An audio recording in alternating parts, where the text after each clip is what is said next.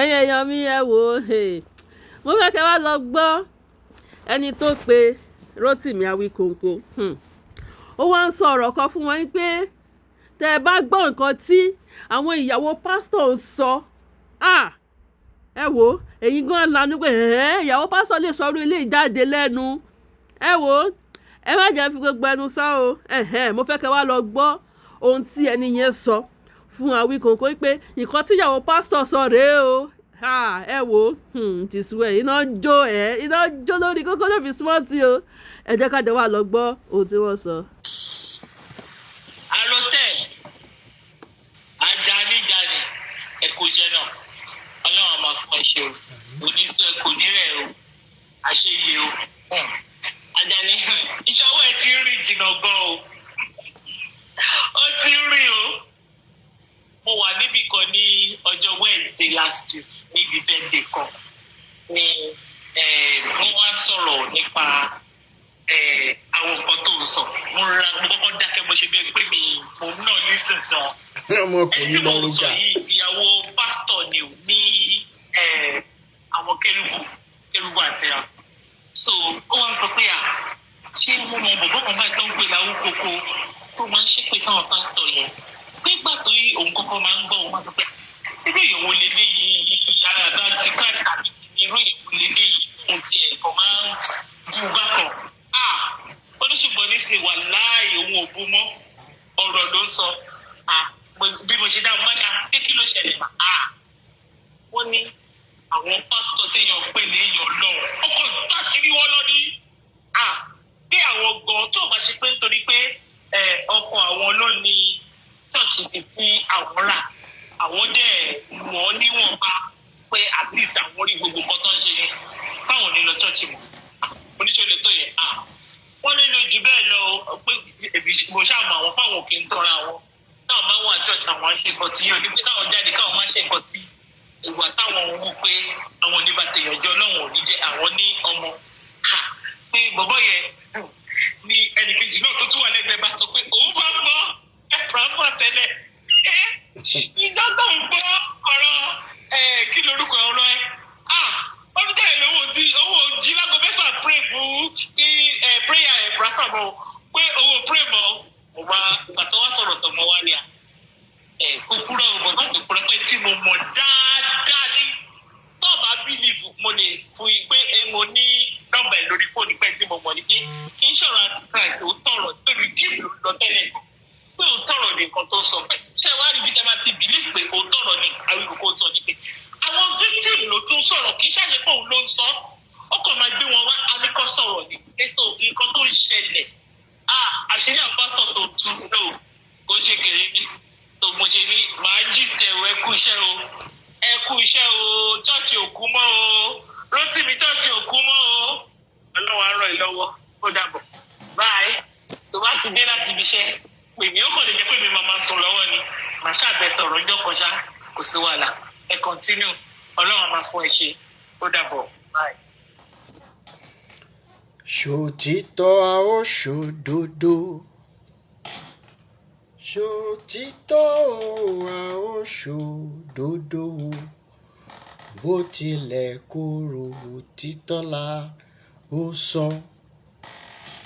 Báwo ni ìbá ṣe dùn tó ní Áfíríkà kó jẹ́ wípé bá ṣe ń defend àwọn stories ìtàn kan sínú Bible àti Quran tàbí oríṣiríṣi odùfá kó jẹ́ pé bẹ́ẹ̀ la ṣe ń defend resources wa. Ẹ lè imagine bí Áfíríkà ṣe máa rí níbi tí Elédùmarè nífẹ̀ẹ́ wa dé. Ṣùgbọ́n a ti understand wípé ẹ̀yin tẹ́ wá ń takò wá lórí bá a ṣe ń sọ̀rọ̀ Bíbélì tàbí Biblical God tàbí Jésù. More than 90% yín kì í ṣe pé torí pé ẹ fẹ́ Jésù lẹ ṣe ń defend Jésù, ṣùgbọ́n torí wípé ìkòkò ọbẹ̀ yín ni Jésù ẹ̀ẹ́dẹ̀ fẹ́ ṣiṣẹ́ mi. A máa bẹ̀yìn náà ni wọ́n bá dẹ̀ gbé wá ń gbà míì á gbé yín rí. ẹ bá lọ bọ̀ tẹ́ ẹ bá lọ dé tẹ́ ní antichrist ní bọ̀bọ̀ yẹn, antichrist ní bọ̀bọ̀ yẹn. Yet somebody who claims that without fight the redemption blood of that Jesus is a waste, kì í ṣe antichrist. ṣé mo pọ̀rọ̀ yín tó ti ń jọ pé kẹ́ ẹ mọ̀ gbèpè. tí Jésù bá wá fún ìfẹ́ ọmọlàkejì pẹ̀lú sítórì arìnrìn àjò tó ṣubú lọ́nà tó jẹ́ pé Samaritan, the good Samaritan, òun ló wá gbé ẹni yẹn. àbí kí ìṣàwọn sórí inú Bible náà ni. ṣùgbọ́n tí a whole bishop lè dúró sórí altar kó sọ wípé anybody tó bá wá bá ń lórúkọ Allah òun ò ní fún lóúnjẹ. And we have sane human beings under such a bishop. ẹ ṣì ń pè mí l'Antichrist tàbí màrìwò lẹ́rí ẹ tí ì rọ́pẹ́. ẹ bá ti pè mí l'Antichrist ẹ dúró síwájú mìíràn kẹ́ ẹ wo anti nǹkan tẹ́yìn jẹ́, anti sense, anti human òun lè jẹ́. This liberation is just starting. àti ìbẹ̀rẹ̀ rárá, a sì ń ṣe rehearsals ni. torí wípé ọ̀pọ̀ tó ṣì wà nínú àhámọ́ yín náà máa bọ́ tí wọ́n máa ṣiṣẹ́, tí wọ́n dẹ̀ máa lè lo income iṣẹ́ wọn, tí wọ́n máa lè lò fúnra wọn, tán máa lè lò fún ẹbí àti ara wọn, tó dẹ̀ máa jẹ́ kí society wa kó better at large. Are we asking for too much? kí n pé bóyá à ń fi péjì wa gbowó lọ́wọ́ ẹnìkankan. Anybody tó bá wọ̀n pé Mr. Rotimi, legal fees tẹ́ ń san o, or àwọn tẹ́ ń ràn lọ́wọ́ and everything, ẹ jẹ́ káwa náà dá sí. Yes, inú mi dùn pé so many times lẹ́tí gbọ́ lẹ́nu àwọn kankan tán ni wọ́n ti béèrè lọ́wọ́ mi títí máa ń yí wọn sípò registro torí mo mọ èèyàn ọmọ Nàìjíríà. ṣùgbọ́n gbogbo ẹ̀yin tí ẹ ràn wá lọ́wọ́ ẹ ṣé. àbùdíntolókun àbùdíntọlọ́sà ẹ ṣé. gbogbo ọ̀rọ̀ lọ́wọ́ yọjòrí ẹ mọ̀ gòkè. ó dìgbà náà. ire o. Nonsense. ó yẹ jẹ́ ká bẹ̀rẹ̀.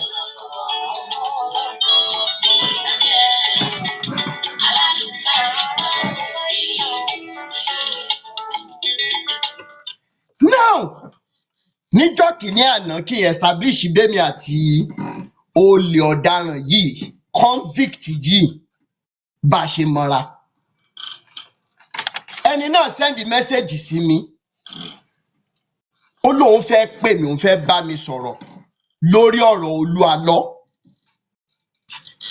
èmi ò mẹ́ni tó ń jẹ́ Olúalọ́ tẹ́lẹ̀ ní tilẹ̀ ń tọ́lọ́run. mo ní ọ̀rọ̀ Olúalọ́ tó fẹ́ sọ ta ló ń jẹ́ bẹ́ẹ̀. ó fi fọ́tò ẹ̀ hàn mí. ex-convict ni o, ẹlẹ́wọ̀n ni o, mi ìyọ̀sọ náà wà ń bẹ̀ o, fúnra ẹ̀ ló sọ fún mi. Now kí ni nǹkan tí mo kọ́kọ́ rí lára arákùnrin níjọ́ tó kọ́kọ́ máa bá mi sọ̀rọ̀? ó láti kékeré lòun ti ń jalè. ó láti kékeré àtòun o àti bóyá ẹ̀gbọ́n òun o. ó ní àti kékeré lòun ti ń jalè. wípé ibi tóun jalè dé ní kékeré, bàbá òun ló dìídì pé ọlọ́pàá tán kọ́kọ́ arrest òun láyé òun. ẹ má gbọ́ mi o, ẹ dẹ̀ bá mi share ètò yìí. gbogbo ẹ̀yin bloggers tẹ́ ẹ̀ ní association pẹ̀lú Kọ́láwọlé Tèmítáyọ̀ Paul, ẹ jọ̀ọ́ nítorí Ọlọ́run, torí orúkọ yín, torí ọ̀la yín, mò ń bẹ̀ yín, mò ń rọ̀ yín, it is better tẹ́ ẹ bá ní nǹkan kan ṣe pẹ̀lú Kọ́láwọlé Tèmítáyọ̀ Paul. ẹ jọ̀ọ́ nítorí Ọlọ́run, ẹ̀yin bloggers tẹ́ ẹ lò ó. Ìyálájé courtroom mò ń bẹ̀ yín báyìí ṣé mọ̀ pé mi àti yín sọ̀rọ̀ rí ẹ pè mí a sọ̀rọ̀ ńgbà tẹ́ sẹ́ni mẹ́sẹ̀gì tí mo pè ta lẹni tó ń pè mí ẹ dẹ̀ sọ pé ìyálájẹ́ courtroom ni tẹ́ ẹ bá ní association kankan allegedly pẹ̀lú arákùnrin yìí mò ń bẹ̀ yín orúkọ yín ò ní bàjẹ́ mi ì mọye bóyá ẹ promise ẹ lówó bóyá nǹkan kan ni Mr. Kọ́láwọlé máa bà yín lórúkọ jẹ́ orúkọ rere tẹ́ ẹ ti ń build if any blogger is allegedly having association pẹ̀lú Kọ́láwọlé Tèmítọ́pẹ́ Paul ó bẹ́tà kẹ́ tètè distance ara yín pẹ̀lú ẹ̀ níjọ́ náà lọ́run tó pè mí kó tiẹ̀ lè kọ́kọ́ sọ wípé ẹlẹ́wọ̀n lòun ex-convict lòun normally èmi tí mo wọ aṣọ àlà ó yẹ kí n sá fún nítorí pé mo mọ̀ pé irú èèyàn báyìí elépo ni ṣùgbọ́n ọkàn kan tún sọ pé ẹdúró náà gbogbo wa la ní past bó tiẹ̀ ṣe pé mi ò jalè mi ì lẹ́ẹ̀wọ̀n rí ìran mi ò lẹ́ẹ̀wọ̀n rí ẹdúró náà èèyàn máa ń fúnyàn ní second chance tó tiẹ̀ fi lè fẹnu ara ẹ̀ sọ pé bàbá òun ló kọ́kọ́ fọlọ́pàá ti òun mọ́lé kékeré that means this guy must have repented.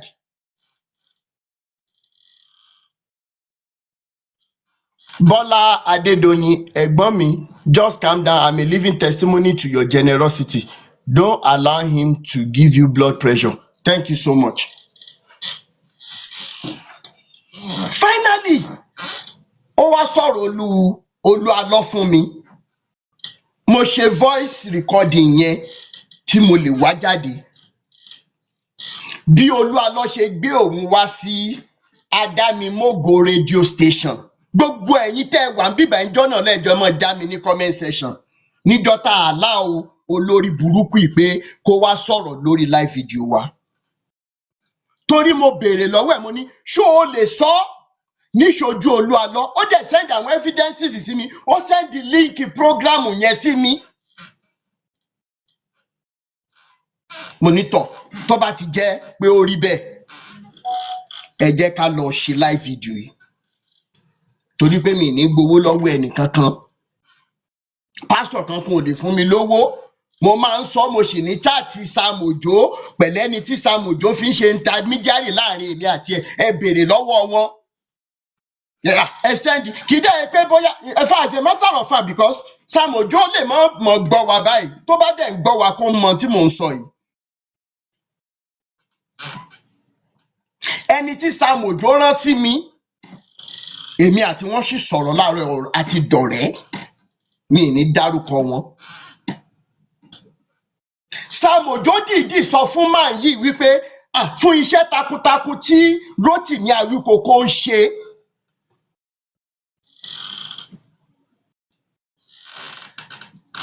iṣẹ́ takuntakun tó ń ṣe ẹjẹ send account wọ́n dẹ̀ sọ fún mi wípé Sam Ojo fẹ́ fún mi ní 500,000 naira. After all ṣe bí torí n tó ṣẹlẹ̀ pé kọjọ́ ọ̀la lè dá fún everybody ní tí mò ń ṣe mo wá sọ fún ọmọ ní kì í ṣọ̀rọ̀ owó títí tèmi báyìí ẹ jẹ́ ká yanjú ọ̀rọ̀ tó wà lẹ̀ tó bá jẹ́ wípé àti 2018 tí mo ti ń ṣiṣẹ́ yìí tí mo ti ń láfikàfikà pé káwọn èèyàn bọ́ lọ́wọ́ àwọn tó pera wọn níránṣẹ́ Ọlọ́run tó dẹ̀ jẹ́ wípé àwọn tí wọ́n ń ṣe dáadáa wọ́n ń rí pa nǹkan tá à ń ṣe tó bá jẹ́ nítorí owó ni Sam Ojo ò nílò láti sọ pé òun fẹ́ fún mi lówó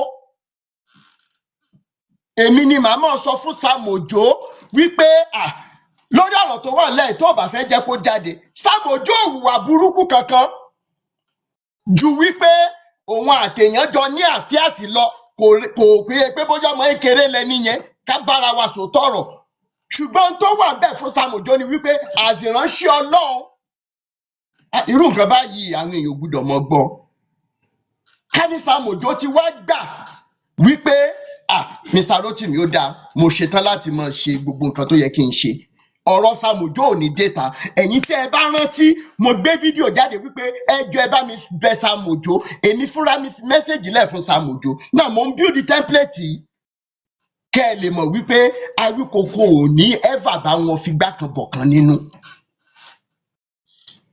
àwọn pásítọ̀ tí wọ́n gbà wípé àwọn máa ṣe àwọn victim àwọn dáadáa gbọ́rọ̀ wọn ta tí mo dẹ̀ sọ fún wọn ìjọ tí ajé ìwà bàjẹ́ ìbá tún ṣẹ́ mọ́ yín lọ́wọ́ pẹ́rẹ́ mi ì ní gbé victim wá pé kẹ́ ẹ settle victim o fúnra mi ni màá gbọ́ yín ní gbòòrò ayé wọ́n dẹ̀ gbà mo ti play voice note kan rí fún wa tí bọ̀bọ́ yẹn ń dúpẹ́ lọ́wọ́ mi pé gbogbo ohun tí mo ní kó òun ṣe suspension ni mo fún un mi ì fẹ́ rí ẹ lórí altar kankan fún oṣù mẹ́ta lọ wá ojú rere Ọlọ́run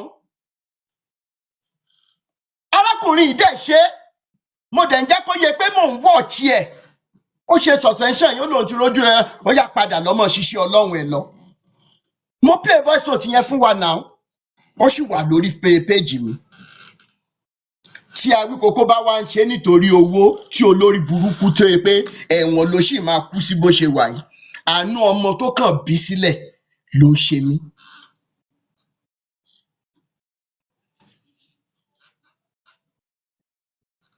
ó wá ń sọ ní comment section sìn òun sọ wípé mò ń fi ọ̀rọ̀ Ìyábọ̀ Òbé fi cash out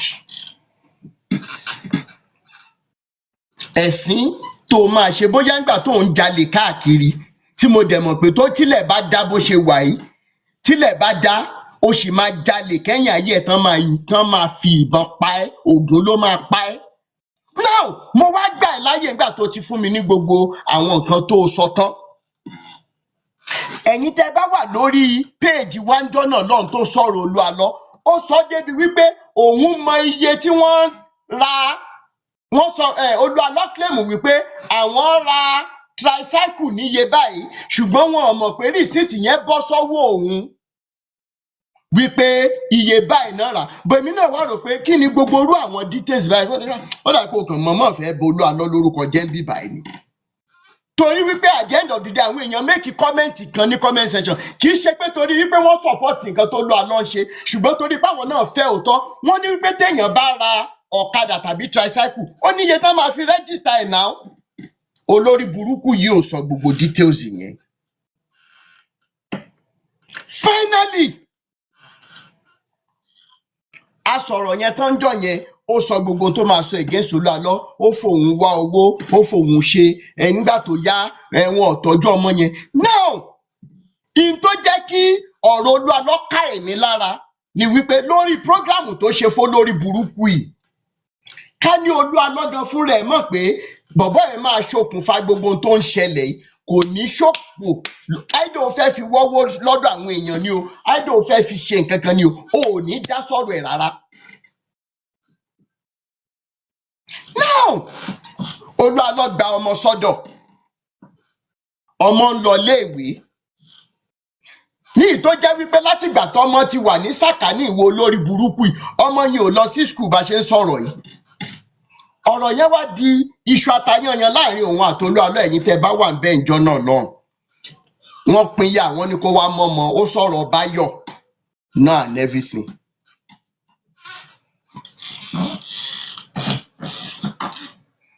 ó sọ̀rọ̀ Báyọ̀ náà and everything àti gbogbo àwọn tó ń ṣiṣẹ́ ní radio station pé àwọn èèyàn dẹ̀ dáwó wọ́n ṣe wọ́n mọ̀ tí ìbá ṣe pé wọ́n Kọ́lá Wọlé yìí olè ọ̀lẹ ni ẹ́ inú mi dẹ̀ dùn kó sọ pé bàbá ẹ̀ kì í ṣeré èèyàn bẹ́ẹ̀ bàbá ẹ̀ tó dẹ̀ ti kú náà tí ò kì í ṣe èèyàn burúkú kọ́ ló ń dẹlẹ̀ fẹ́ ni rí torí tí bàbá fi lè wò pọ́mọ tó ń jalè kóun fi ọlọ́pàá mọ́ lójú bàbá tó lè ṣe bẹ́ẹ̀ Awíkókó ò ní fi gbákan bọ̀kan nínú òótọ́ ọbẹ̀ ni màá sọ.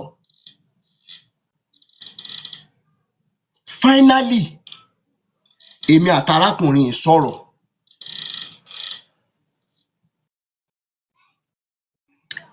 ká ní Mo Samuel wà nínú ilé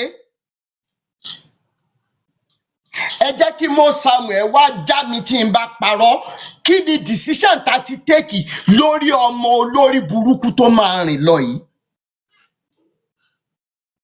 iṣẹ́ wo ló ń ṣe olóhùn rẹ́ǹtì garawa òfin pọnmi and everything ẹ̀yin mélòó lẹ rántí wípé jọ́nà náà mo ní mo fẹ́ fún èèyàn mélòó tí ẹ̀yin kọ̀ọ̀kan fi wá bá mi wípé ẹ fẹ́ fi kún and torí pé bí péjì mi ṣe jẹ́ ní advertise àwọn tí n bá nawọ́ sí kì í ṣe blogging page kì í ṣe foundation page tán fi ń rèkì owó.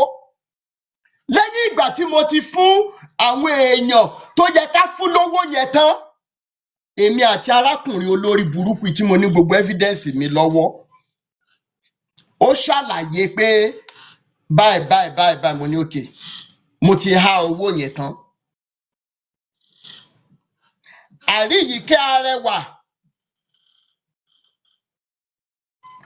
Àríyìíkẹ́ Arẹwà wà ní orí péèjì mi, ara àwọn evidences tí mo ní ni. Fine, okay, tá a bá tiẹ̀ lè rí fọ́ọ̀tì ẹ̀fẹ̀ lápò ara títí tèmi again, ìwọ tún gbàyè báyìí, iye garawa tó lóun rẹ́ǹtì yẹn, tó o bá rí irú owó báyìí á tún help ẹ.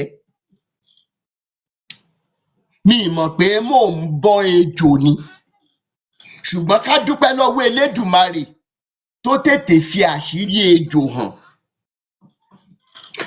Ọ̀rọ̀ wá di ọ̀rọ̀ wípé mo gbúdọ̀ gbé àwọn èèyàn dìde lẹ́yìn ìgbà tí mo ti tiraka pé nọ́mbà Ìyá Ìjẹ̀ṣà ẹ bá ń wá. Nọ́mbà Major Obey mo rí, mo bá pásítọ̀ Pa Baptist Àmúwọ̀dọ̀fin Baptist tí wọ́n bá ń gbọ́ mi lọ́wọ́lọ́wọ́. Mo bá wọn sọ̀rọ̀ torí pé àwọn náà fa Ìyábọ̀ àti Olúalọ́ papọ̀. Mo bá wọn sọ̀rọ̀, mo bẹ̀ wọ́n, mo ní ẹ jọ̀ọ́ ẹ ràn wá lọ́wọ́ lórí ọ̀rọ̀ yìí. Kàjé, mo dúpẹ́ lọ́wọ́ ẹ fún ipa tó kó. Ta ni Kàjé jẹ́? Kàjé mọ Ìyábọ̀ dáadáa, kẹ́ ẹ lè mọ ipa tí mo kó lórí ọ̀rọ̀ yìí. Kátẹ̀ wá sọ pé mi ń ṣe wàhálà, pé lórí iṣẹ́ 12 hours tí mò ń ṣe lójúmọ́, mo sì ní time láti bá àwọn ẹlòmíì sọ̀rọ̀ 1 hour 2 hours tó yẹ kí n máa rest. You will see how dedicated I am lórí iṣẹ́ tí mò ń ṣe yìí. Finally, mo bá ex-boyfriend Ìyábọ̀ sọ̀rọ̀, mo bá Reverend sọ̀rọ̀, Reverend tó so wọ́n papọ̀ ní tá a jọ sọ, Major Obey, Uncle Lanre, mo bá wọn sọ̀rọ̀. Àwa ń ṣe gbogbo kinní yẹn lọ́rùn pé dúró ná. People are right, ọgbọ́n ọlọ́gbọ́n la fi ń ṣọgbọ́n ní ìjẹ́ ká pàgbà míì ní wèrè. Ẹ jẹ́ náwó yìí, mo raise owó. As a matter of fact, ẹ béèrè lọ́wọ́ Tọ́pẹ́ ọmọ àlè rádaràda yìí pẹ̀lú ẹni tí mo jọ rán wọn lọ sí Èkìtì. Lẹ́yìn ìgbà tí mo ti fún ẹni yẹn lówó tán, mo tún ní ìwọ Tọ́pẹ́ wá torí pọ́kùnrin ni ẹ́, obìnrin lẹ́ni yìí. Ìwọ Tọ́pẹ́ tún gba pocket money 20,000 lọ́tọ̀ yìí.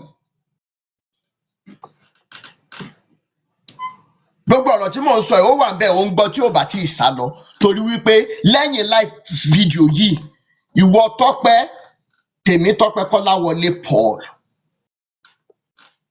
ṣé bí ọwọ́ làwọn DSS lù ẹ́ tó rọ́wọ́ yẹn lò mọ́? Àsìkò yìí, láti àsìkò yìí lọ, nìnira ayérayé máa bá ẹ. Nǹkan kan ò ní ṣe ọmọ ẹ o, ṣùgbọ́n kó o tó ráre, kó o tó kú ikú ẹ̀sín tó máa kú, wàá rí ìnira ayérayé. Kí ni mo sọ? Wàá rí ìnira. Ẹ̀yin èèyàn lọ máa wo profile ẹ̀, Kọ́láwọlé Tèmítáyọ̀ Paul lórúkọ ẹ̀ lórí Facebook. Ẹ lọ mọ́ bá wa gbé sórí ẹ̀rọ ayélujára, ẹ mọ́ bá wa post ẹ̀ kí àwọn èèyàn má ní nǹkan kan bá ṣe. Máa fún yín ní nǹkan tó ṣẹlẹ̀. Ìwọ àtẹni tá a rán lọ, ẹ wá dé Ìfàkì Èkìtì. Gbogbo ìgbà tí mò ń sọ yìí, àwọn ìyálájẹ courtroom ò tí ì dá sọ́rọ̀ ẹ̀ rárá, àwọn bloggers ò tí ì mọ ohun tó ń lọ. Torí wípé irú ọ̀rọ̀ bẹ́ẹ̀ yẹn ó gba àṣírí kéèyàn rọra ṣe ká má mọ nǹkan tó ń ṣẹlẹ̀. Now mo gbúdọ̀ sọ gbogbo eléyìí kí gbogbo ẹ̀yin tẹ́ ń bú mi wípé mo kàn ń sọ̀rọ̀ lórí ẹ̀rọ ayélujára, mi take actions. Ẹni tí wọ́n jọ lọ 140,000 naira ni mo kọ́kọ́ kó fún un. Nígbà tán débẹ̀, ẹ send owó, mo tún send 50,000 láàrin Ìbàdàn sí Ìfàkì Èkìtì lásán. plus 2020 ó jẹ́ bí 40 almost bí 300,000 dẹ̀ fẹ́ lọ sí ìrìn àjò yẹn lásán. Mo wò pé ẹ dúró ná, ṣebí tó kí Ìyá Ìjẹ̀ṣà kí wọ́n lè rí ìdùnnú lórí ọmọ ni. Ó wá di alẹ́ ọjọ́ yẹn, obìnrin tí wọ́n jọ lọ ìyẹn ti sẹ́ǹdì àwọn nǹkan kan sí mi. Ǹjẹ́ jẹ́ mọ̀ wípé Tọ́pẹ́ wèrè olórí burúkú ìtẹ́mi mọ̀ tí mo rò pé mo mọ̀ tí mo sọ fún un wípé mo mú yín gẹ́gẹ́ bí brọ́dà ni o, ló jẹ́ kí n pè é, kì í ṣe pé bóyá mi ì mọ àwọn tí mo lè rán o. And truly àwọn èèyàn pọ̀ tí wọ́n lè bá mi ṣiṣẹ́ yẹn. Joy giver wà níbí báyìí, Daddy wà níbí báyìí. Ìdí tí mo ṣe ń dárúkọ ń sìn máa jẹ́ kẹ́ ẹ mọ̀. Mo wá retí kí Tọ́pẹ́ gan fún rẹ̀ kó sẹ́ǹdì àwọn nǹkan kan sí mi. Ó wá ní network, fóònù òun kún kinníkan kinníkan. Ṣùgbọ́n torí wípé Elédùmarè tó wà lẹ́yìn Ìyá Ìjẹ̀ṣà tó dẹ̀ máa fún wa ní ọ̀rọ̀ ìyanjú délẹ̀, kò farapamọ́ jẹ wá ń yà rárá. Joy giver wà ń bẹ, èmi àtọkọ wọn máa ń sọ̀rọ̀ dáadáa. Ó ní tèmi àti wọn sì jọ sọ bíi few days ago.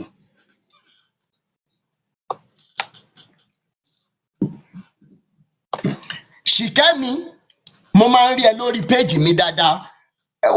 Òṣàkálá ṣokolo nìwọ náà, torí mo máa ń rí kọ́mẹ̀ǹtì ẹ lọ́ndà àwọn post àwọn tó bá ń bú mi.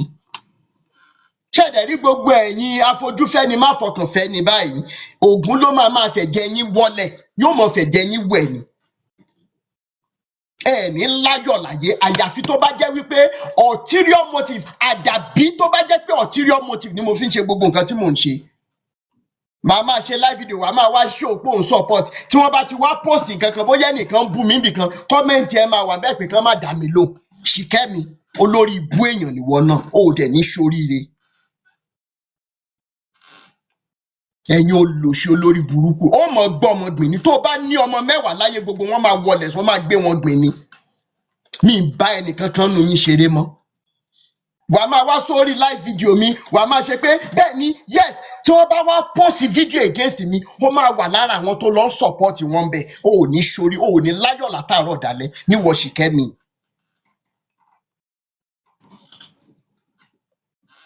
Ẹ̀yin olórí burúkú aláyébàjẹ́ àríjẹ́ǹdì mọ̀dàrú yìí. Finally, wọ́n ń dúró de Tọ́pẹ́ pé sẹ́ǹdì àwọn kìíní, ó ní fóònù òun ti kún, òun ní láti delete àwọn nǹkan kan. Àárọ̀ ọjọ́ kejì, torí wípé wọ́n ní etí ọba ń lé etí ọba lóko, èèyàn ló ń jẹ́ bẹ́ẹ̀.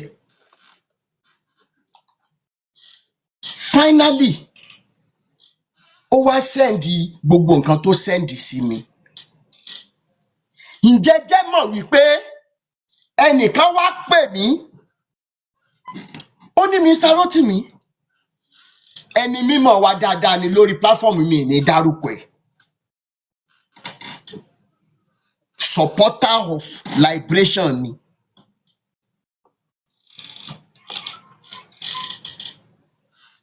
Finally, kí ló ṣẹlẹ̀? Ó wá ní ẹnìkan sẹ́ǹdì nǹkan kan sóhun. Ẹni yẹn dẹ̀ ti delete ẹ̀ pé ṣé mo mọ̀ ń pa ẹ̀? Ìbànújẹ́ gorí ọkàn mi. Inú mi bàjẹ́. Ipe tẹ́yin bloggers, ẹ̀yin tẹ́ fẹ́ ṣe blogging business, tẹ́ bá ní interest nínú case, tẹ́ dẹ̀ fẹ́ justice fáwọn èèyàn, kí ló dé tẹ́ máa lo owó ara yín? Kí ló dé tẹ́ máa jáde lọ ṣe visa? Mi sí Nigeria mo dẹ̀, and I'm getting things done. At the end of the day, kí ló ṣẹlẹ̀? Mo wá pe Tọ́pẹ́, mo ní ẹ sòótọ́ ọ̀rọ̀ fún mi, mi ì fẹ́ irọ́. Ta lẹ sẹ́ǹdì àwọn kinní sí?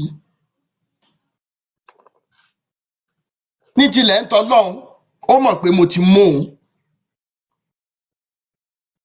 Ẹnìkan péré lòun sẹ́ǹdì ẹ̀ sí, ó dẹ̀ dárúkọ ẹni yẹn. a lọ ṣe nǹkan tó wà sensitive tó báyìí o nítorí wípé wọ́n promise ẹ ní 150,000 naira pé bóyá o fẹ́ sanwó ilé o fẹ́ ṣe kinní kan o wá send ẹsẹ̀ nìyẹn.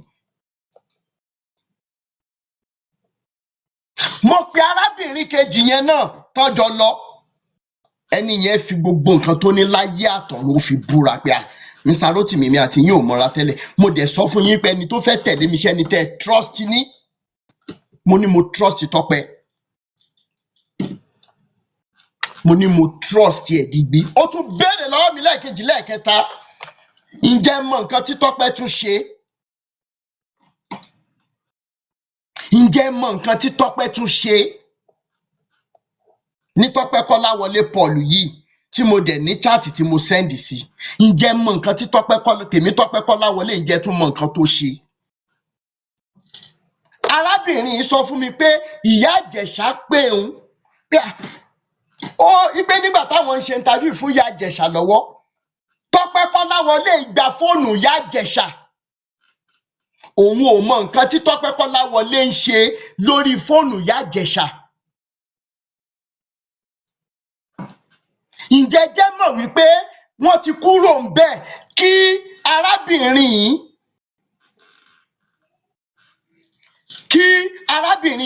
kí wọ́n tó sọ fún arábìnrin wípé ẹnìkan fi fóònù ìyá Ìjẹ̀ṣà ra airtime 5,000 naira tí Tọ́pẹ́ Kọ́láwọlé yìí ló ṣe torí àwọn méjèèjì nìkan náà wà lọ́dọ̀ ìyá Ìjẹ̀ṣà tí ó mọ̀ pé wọ́n máa get.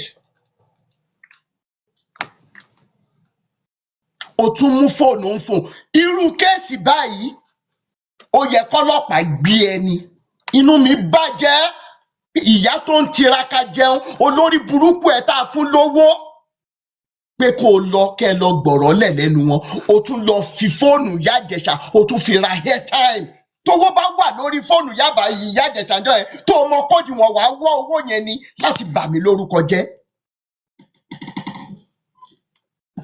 ní olórí burúkú àṣírí ṣé ẹ mọ̀ pé orí ẹ̀rọ ayélujára ni mo ti ń sọ mí gbogbo èpè tó bá yẹ kẹ́ ẹ mọ́ bá mi gbé Tèmítọ́pẹ́ iṣẹ́ lórí social media lọ́ba ẹjọ́ ẹ mọ́ bá ń gbé iṣẹ́.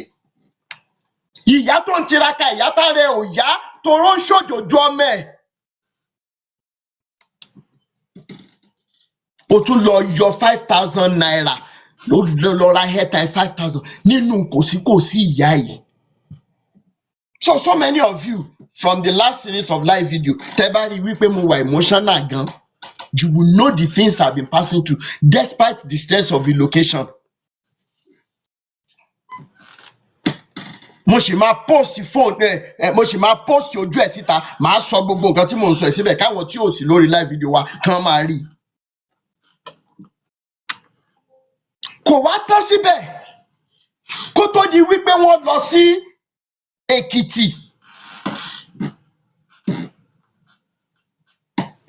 kó tó di pé wọ́n lọ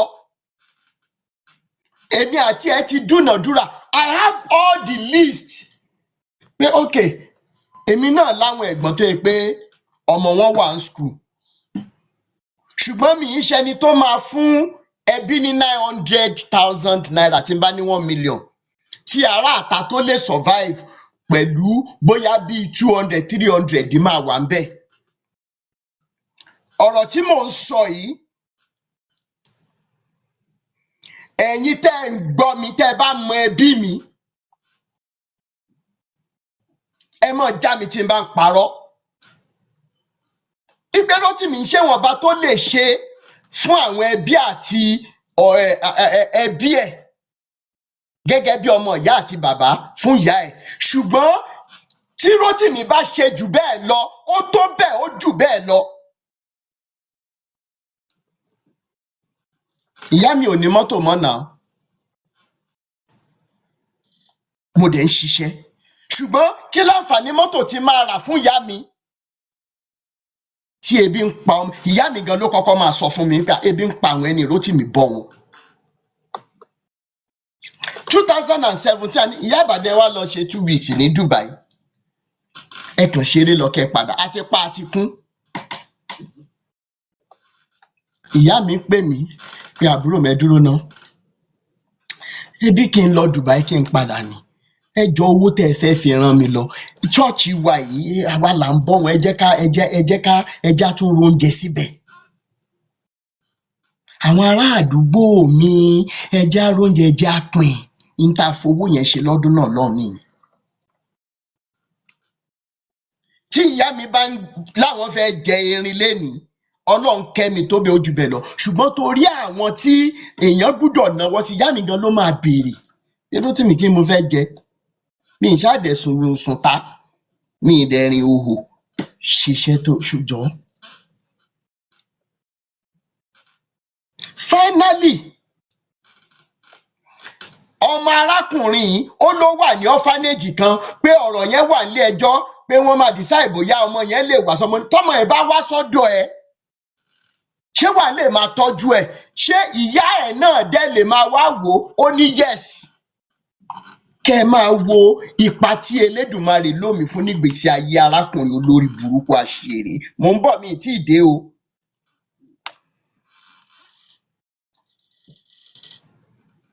Lọ sí skul káàkiri jẹ́ ká mọ jẹ́ ká compare iye tí skul kọ̀ọ̀kan sọ torí tó bá ti lè sọ fún wọn nílé ẹjọ́ pé o lè gbé skul lẹ̀ pé o dẹ̀ lè tọ́jú ẹ̀ tí mo Samuel bá wà nínú ilé kan wá já mi rọ bí mo ṣe ń dúnàádúrà pẹ̀lú Tọ́pẹ́ ni mo fi ń tó wọn létí pé ká decide ẹ jẹ́ ẹ ràn mí lọ́wọ́ kí n decide pé ok skul wo lọmọ ẹ lè máa lọ. Gbogbo rìsíìtì tó lórí burúkú ìkó wá fún mi onírọ́ ló máa ń lẹ́lẹ́rìí òun wà lọ́rùn ṣé ẹ ti rí rìsíìtì yẹn aláàkọ́ lélẹ̀ màá mọ̀ sẹ́ndì gbogbo ẹ̀ sórí ẹ̀rọ ayélujára ẹ mọ̀ wọ̀rí màá mọ̀ post gbogbo ẹ̀ mi ì mọ ọmọ ẹ rí as a matter of fact ọmọ títí tèmi gan gbogbo owó tí mò ń ná síta bọ́mọ yẹn ṣe ń wíṣì pé kó o máa rí mi èmi tí mo jẹ́ bàbá ẹ̀ almost every day mi ìrówó tùjọ pé mo fẹ́ lọ wọ ọmọ mi náà ṣé mi ṣiṣẹ́ ni èló náà ń gbé flight. I am not in the life of my daughter the way I should be because of this fight. Tẹ́ ẹ bá fẹ́ jẹ́ kí n post fídíò ọmọ mi màá post ẹ̀ kò sí tí wọ́n máa fi ṣe tó ń bẹ̀ mí pé daddy I want to see you in person. Tẹ́ ẹ bá fẹ́ jẹ́ kí n post ẹ̀ máa post ẹ̀ so that you will understand torí irú àwọn olórí burúkú àṣírí alátẹnujẹ yìí ni.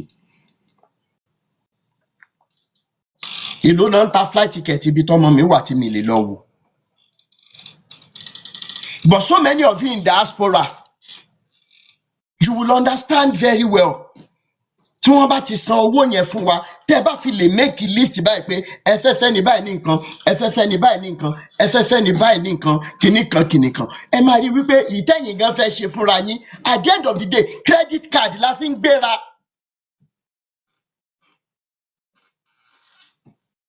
Nínú kòsíkòsí mo tún wá gbà pé mo fẹ́ rán ọmọ olórí burúkú yìí lọ sí school.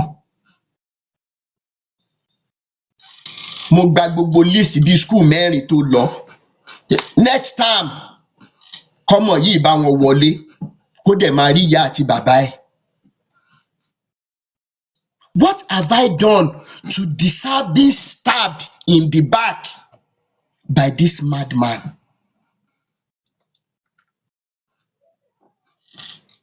What have I done? Ó wá ń bẹ̀ mí kò tún sòótọ́ fún mi pé iye èèyàn tó débi wípé arákùnrin tún fún àwọn èèyàn àwọn bloggers tó fẹ́ sanwó fún ó fún wọn ní nọ́mbà ìyá Ìjẹ̀ṣà ó fún wọn ní nọ́mbà ẹ̀gbọ́n Ìyábọ̀. Tí n bá sọ̀rọ̀ mi tán gbogbo ibi tí n bá ti jẹ̀bi ẹjọ́ sọ fún mi lórí ọ̀rọ̀ tó wà lẹ́yìn. Interview tí wọ́n ṣe fún ìyá Ìyábọ̀ tí wọ́n ṣe fún Fúnkẹ́ olórí burúkú yìí ló ta information yẹn síta táwọn kan àwọn bloggers kan wá ń ṣe bí ìgbà tó yẹ pé àwọn làwọn pioneer kéèsì tó wà nílẹ̀ yìí ṣùgbọ́n torí wípé ẹjọ́ tí ẹ̀yin tẹ́ ẹ bá bò mí Ọlọ́run ò ní bò yín o how many of you ló wá sọ fún mi pé Mr. Rotimi iṣẹ́ tẹ́ ẹ dáwọ́ lé pé àwọn bloggers kọ̀ọ̀kan wọ́n ti ń jókòó lé lórí bí ìgbà tó ṣe wípé àwọn làwọn wà ń bẹ̀ mo ní ẹ jẹ́ kan máa ṣe as far as tí Ìyábọ̀ bá ti jáde I'm not looking for popularity. Radio and TV stations tí n bá parọ́ ẹ mọ̀ já mi torí pé mo ṣì ní gbogbo chat yín lọ́wọ́. Radio and TV stations lẹ́kìtì, lọ́ṣun state, londo, wọ́n ti wá bá mi pé àwọn fẹ́ interview mi. Tó bá jẹ́ wípé mò ń ṣe kinní torí popularity ni, immediately ni màmá grant interview now.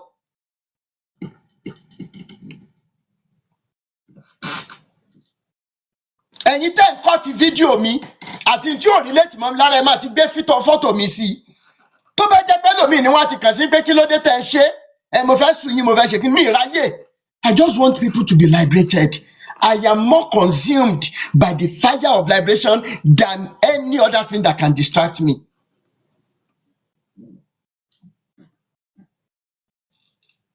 How many radio stations? How many TV stations? At the end of the day, mi dá wọn lóhùn. Àwọn kankan mo ní máa get back sí wọn. Tó bá jẹ́ pé even gan ẹni tó ní rédíò kìíní ní US, ọ̀rẹ́ mi ni, he's an elderly man. Mo ní mi ìwà popularity pé káwọn èèyàn mọ̀ mi. I just want people to be liberated. It's as simple as that. Bẹ́ẹ̀ ni radio interview. Ìmí inú wọn gan ò mọ̀ pé mi ì sí Nàìjíríà. Ní ṣé mo lè wá sí radio station wọn? Mo ní náà mi ì sí Nàìjíríà pé US ni mo wà kinní kan. Àwọn làwọn lè ṣe online.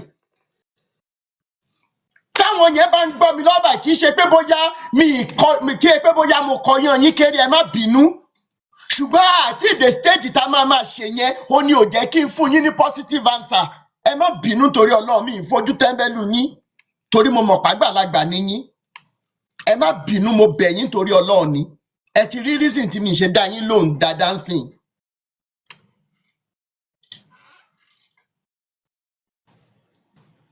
Ó tún wá parọ́ fún mi pé nìkan péré ló fún. A wá ṣe conference call pẹ̀lẹ́ ni ẹni yẹn náà deny pé òun ò send ẹsẹ̀ ní kankan. Then the issue has now become between you, the lady tẹ́jọ́ lọ tí yẹn dẹ̀ ti fàwọn ọmọ ẹ̀ ṣe pé òun ò lè ṣerú nǹkan bẹ́ẹ̀ yẹn láéláé tó òun mọ bó ṣe sensitive tó.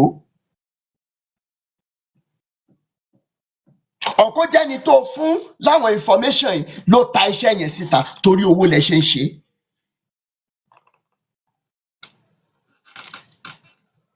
What am I saying today?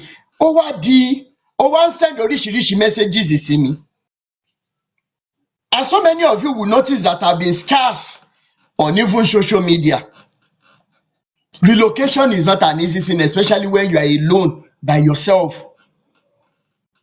As a matter of fact, today is a Thursday. Last week Thursday, I was in my vehicle driving 12 hours. Mo ya photo gbogbo ẹrù tí mo kó sínú mọ́tò and everything. Driving far distance. Then kí n tó ṣe padà and everything, planning to go back again. So iṣẹ́ yẹn pọ̀ gan. Olórí burúkú tèmi tọ́pẹ̀ máa wá dé, ó lé mi ní time láti máa ka mẹ́sẹ̀gì òun. Ṣùgbọ́n mi ò ní time láti máa respond. So who is your father? Who are you that I must respond to a traitor like you? Are you not ashamed of yourself despite your age? Nígbà tí mo wá rí mẹ́sẹ̀gì ẹ̀, ǹjẹ́ believe pé lórí burúkú yìí sọ fún mi wípé èmi ò kì í ṣe Ọlọ́run. Ipe gbogbo nǹkan. Ó kọ́kọ́ sọ fún mi pé kéèsì ọmọ òun o, bóyá jẹta ni pé court yẹn pé mi ni mo promise òun and everything. Mi ti ẹ̀ down because it is not a promise I will fulfill. N tó bá fẹ́ ṣe ọmọ ẹ kó ṣe, you don't deserve it. Kí gbogbo wà burúkú tó bá wù kó mọ bá yé ọmọ yẹn jẹ́ tó bá wà rántẹ̀.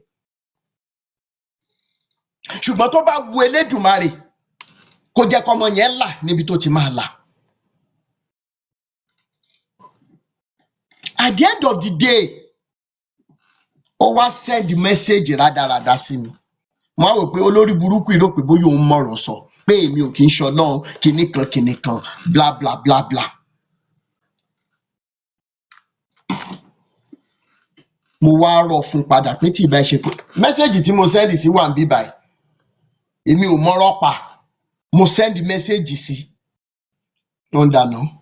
gbogbo voice note ẹ̀ ibi ó tún lọ síbì kan lẹ́yìn ìgbà tá a fún un ní fàájà t-shirt lọ́fẹ̀ẹ́ tán ó lọ síbì kan bàbá mi ẹ̀gbọ́n mi ẹni tó ń ṣàdúrà tẹ́lẹ̀ wípé bá a ṣe ń tàṣírí àwọn pásítọ̀ àṣebi olórí burúkú wa ń lọ sórí Facebook page mi ó wá lọ fi kọ́mẹ́ǹtì síbẹ̀ ó tún lórí láyọ̀ ń ṣépè fún mi ẹ̀rí pépè ti ja bọ̀bọ̀ yìí níṣojú ẹ̀ báyìí tọmọ kan ṣoṣo tó ní láyé àtọ̀run bá wá ṣorí burúkú àwọn èèyàn máa wá ṣàánú ẹ̀ olórí burúkú ẹ̀ tún wá ní èmi àtàwọn pásítọ̀ tí mò ń expose wípé the same thing ni wá ẹ bá mi béèrè lọ́wọ́ Tèmítọ́pẹ́ Kọ́láwọlé Paul pé nígbà tí ìyá ẹ̀ wà láyé ṣé mi bá ìyá ẹ̀ sùn ṣé mo kókó bọ̀ yẹ́ ẹ̀ nídìí ìyá tó bímọ olórí burúkú àti bàbá tó bímọ òfò torí pé ọmọ sàn tó ń kó pọ́npọ́ bòyá ẹ̀ nìyẹn ẹ wá wo kọ́mẹ̀ntì ẹ̀ lórí Facebook láì ní ojútì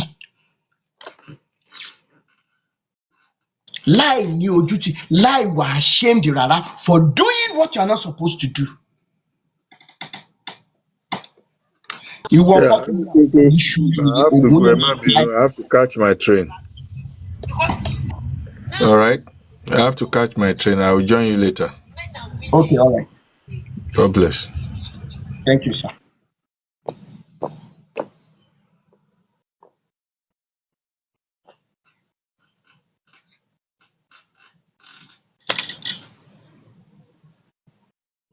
So at the end of the day gbogbo ẹ̀yin tẹ́ ẹ rò wípé mo kàn ń pariwo lórí social media lásán I can give you the list of so many things tá a ti gbé ní ìgbésẹ̀.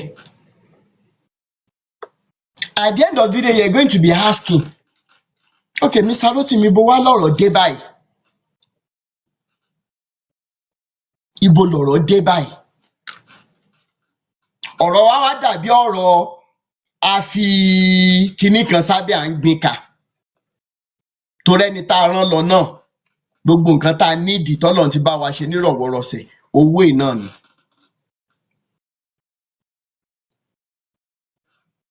owó yìí ìwọ wá sọ fẹ́mi wípé òun lọ sí kóòtù ní tí mo promise débi wípé olórí burúkú ìfẹ́ lọ wọ ọmọ ẹ̀ torí wọ́n ní pé òun gbúdọ̀ máa wá wò lẹ́ẹ̀kan lóṣù ẹ bá mi béèrè lọ́wọ́ ẹ̀ pé ta ló fún un lówó nígbà tó fẹ́ lọ wo ọmọ yẹn níbi tọ́mọ yẹn wà ní last month tó dẹ̀ tún ń retí wípé kí n tún fún òun lówó ní mọ́ǹtì yìí torí wípé tí Tọ́pẹ́ Kọ́láwọlé bá bẹ̀rẹ̀ sí ní ṣe ẹ̀sín tó wà nínú ìrora ayérayé torí wípé láìpẹ́ láì jìnnà Elédùmarè ó mọ̀ fi egun ẹran àtẹ̀jẹ́ díẹ̀ àdàbí tó bá jẹ́ pé mo lonú méjì pẹ̀lú ẹ̀ àdàbí tó bá jẹ́ wípé mi ìtọ́jú ẹ gẹ́gẹ́ bí ẹbí ló yà kù tó jẹ́ wípé kì í pé torí wípé mi ìdá ẹ lóòmọ́ ló ṣe ń lọ make kọ́mẹ́ǹtì burúkú sórí post mi nìkan ló ò ní rárí ò ní kú o ṣùgbọ́n wà rárí.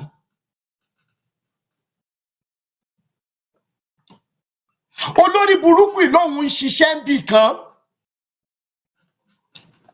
ó darapọ̀ mọ́ chọ́ọ̀chì kan ṣé ẹ rántí pé olórí burúkú yìí ló sọ̀rọ̀ Àgbàlá Gabriel how many of you lẹ rántí olórí burúkú kan tó sọ̀rọ̀ Àgbàlá Gabriel nígbà kan ṣé ẹ rántí bọ̀bọ̀ yìí ni this same guy ni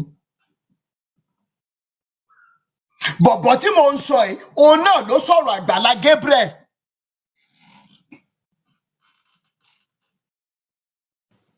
olórí burúkú yìí ló sọ̀rọ̀ Àgbàlá Gabriel mo dẹ̀ rántí pé èèyàn kan tàbí èèyàn méjì wọ́n sọ fún wọn ní Mr. Rotimi ṣé kìí ṣe bọ̀bọ́ yìí ló sọ̀rọ̀ Àgbàlá Gabriel láìda despite gbogbo oore tí yẹn ṣe fún mo ní mi ìrò bẹ́ẹ̀ fọ́tò ẹ̀ lélẹ̀ ọ̀daràn yẹn lélẹ̀ ẹ̀wọ̀n tó ti kúrò yẹn náà ló máa kú sí òní ṣe ti rí. Kí ni àwọn àwọn àbáyọ? Láti just try lẹ́wọ̀ just try it. Ìgboro lèmi ti wọ fàájà yìí, àwa ò sí lo sọpọ́tà bákíàdì o. Ìgboro mo ti wọ ẹsẹ̀ ti rí bẹ́ẹ̀. Kò sí pé bóyá bákan ẹ̀ ti rí. Lọ́dún ìgbà yẹn mo ń wọ jáde níbẹ̀ yẹn. Mo dẹ̀ rí pé wà á Nàìjíríà mo fi wọ́n náà nígbà yẹn yes fàájà jíò around. Fàájà jíò ṣe Nàìjíríà. Fàájà ọdún. Fàájà gbogbo lójú ọlọ́rọ̀. ṣẹ́gbẹ́ yẹn ṣáwó kọ̀ọ̀kan àwo kékeré o àwo gbangba láṣẹ o àwọn náà tó a ní láyà a ní katapila láyà ni bí ó sì ebùkọ́ tí ó sì ebùkọ́ tó bá bá ńlá ẹni tó máa fi wá ṣe olódùwárí bless you àbá àrùn tó ti gbé dáadé fún ara tó tó. Chetiri.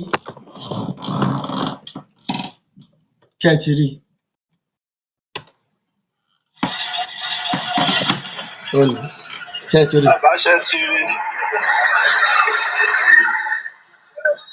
Olè. Chetiri báyìí. Bàbá ìkòdú runabout gbogbo wa ní garage. Chetiri bẹ́ẹ̀ fàájà làwa wà. Chetiri mo ń wọ lọ anywhere ni wọn fi bá ńlá fún ẹnìkan bá kú tèmi lọ́nà ọkùn challenge mi ọkùn béèrè question.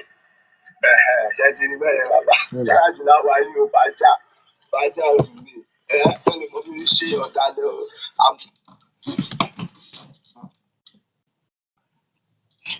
Mo máa wá gbé fídíò ẹ̀ àti fọ́tò ẹ̀ sí gbogbo ayé.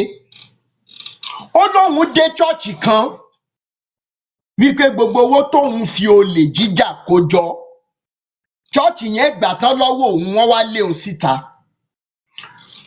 Ìlú Yọ̀mádé ó lóun tún jẹ́ mẹ́mbà wọn ń bẹ̀. Ẹ lọ wo Kọ́láwọlé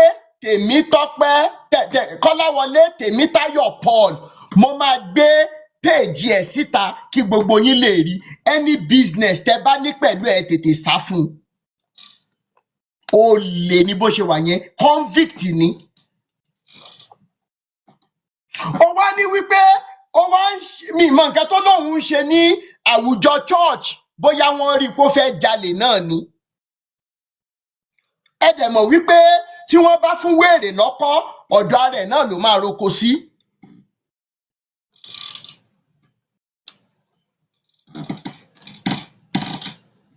Finally ó ní pé church wá find out wípé torí olè tóun ń jà tẹ̀wọ̀n tóun ń lọ káàkiri gbogbo ẹ̀ wà lórí ẹ̀rọ ayélujára. Nígbà tí wọ́n wá find out bí wọ́n ṣe lé òun nìyẹn.